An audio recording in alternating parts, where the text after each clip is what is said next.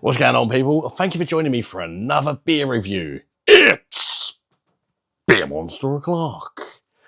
Bosh. I don't know why I'm holding a mic, an invisible mic, but it just felt right. Anyway, what am I reviewing today? Another keg on the perfect draft, and it's Goose Island IPA, not the session one, the proper one, the full strength one. It's 5.9% ABV. I tried a couple of pints of it on my live the other night, but I wasn't really thinking too much about what it tasted like.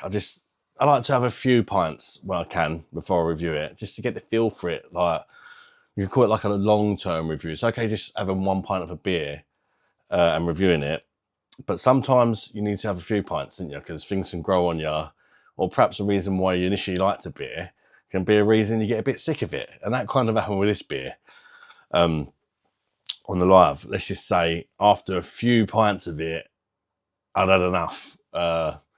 I wanted to switch to something else. Anyway, let's get into the review. Let's get it poured. It's 5.9% IPA. It's like it's an American IPA, but it's brewed to a British style, if that makes sense. It cost me £2.49 a pint on the perfect draft. Usual price is £3.12 a pint, but I got it in the sort of £2.49 deal that was on a few weeks ago. Unfortunately, that deal is no longer on. But by the time you watch this, they've probably got some sort of deals on. You just have to wait until it's on offer again. That's what I do. Wait till they're on offer. Let's get it poured out. I'm reviewing it at 6 degrees on the Perfect Draft Pro today. I'm using the Pro machine just because they recommend 6 degrees. And obviously, I can't get 6 degrees on the OG machine because you can't change the temperature, can you? There we go. She's having a little grumble at me. There we go. I mean, straight away, she's quite an attractive little number, isn't she? Quite a nice, attractive, coppery golden sort of colour. It looks a little bit like a lager, dark lager. Not dark lager as in Budvar dark, as in a dark looking golden lager. Coppery golden lager, should we say. I mean, it looks like it's a great pour in it. It's a great pour, big me up. It's a lovely pour, nice combat bubbles in the head, medium sort of levels of carbonation, I'd say. Let's get the nose in there and check out the aroma of Goose Island's IPA. Grapefruit, not so grapefruit. Not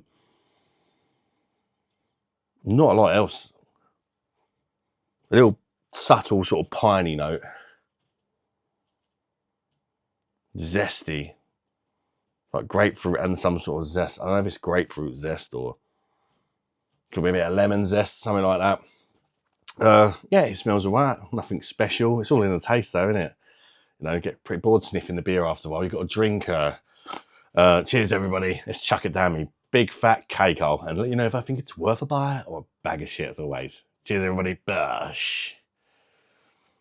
Right.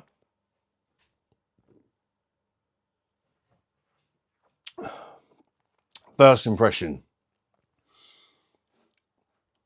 Punchy. It's got like a sharp finish on it. Refreshing. Punchy and refreshing. That's just sort of no nonsense what the beer tastes like before you even go into the flavours.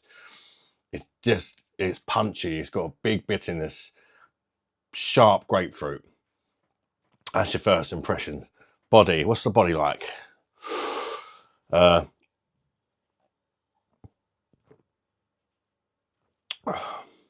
Medium bodied, nice smooth mouthfeel. I mean, it's fantastic to look at. The body's great. It does give you kind of an old school English kind of IPA vibe to it. It's not one of them fruity IPAs like your typical sort of craft beer ones, like the Vocation Life and Death. It's got all sorts of fruits. This is very much grapefruit.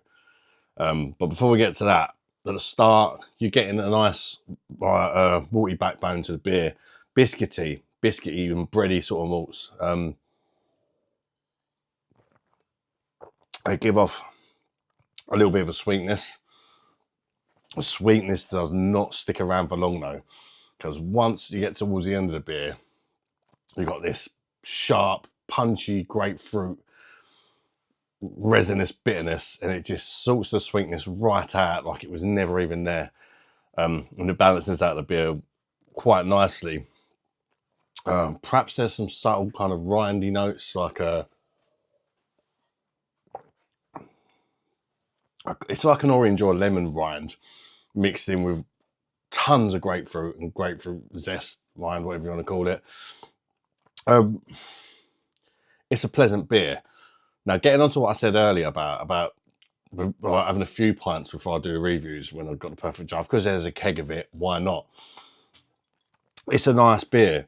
After 3 pints of it on the live, I was a bit sick of it. It's a little bit one-dimensional with the finish. It's very grapefruity and it's quite bitter.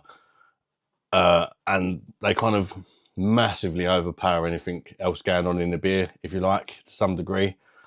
And after a while, for the same reason I got sick of it, another person might drink it all night for that reason.